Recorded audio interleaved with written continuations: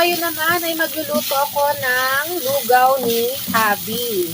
So, magigisa na ako ng luya at saka ng chicken breast na nilaga ko kanina. Ayan. Tapos, naglaga na rin ako ng 3 peraso ng itlog.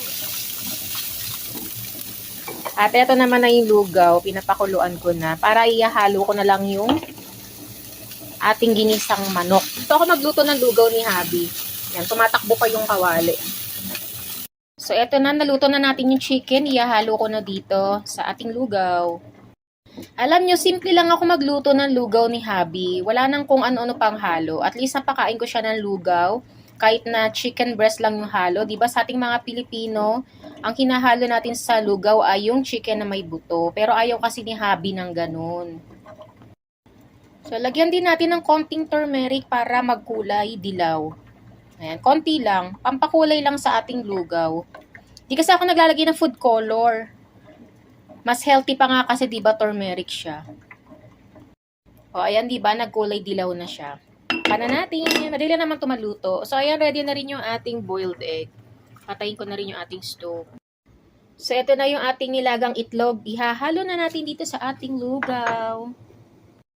Ayan. 4 na peraso, tigdalawa kami. Ang asawa ko kasi mahilig sa toasted garlic, kaya hinalo ko na siya dito, yung iba mamaya sa toppings. Tapos, ayan, ganyan lang yung kanyang lugaw. Napaka-simple, pero masarap to, malasa, kaya nagustuhan niya. Ayan, naging paborito na rin niya kasi ito. Tapos ang partner nito, lumpiang gulay. Ayun, mga ganon. O kaya ito lang, nilagang itlog. So, ayan, malapit na maluto. O, diba? Sarap. So, ayan, tikman na natin ang ating lugaw.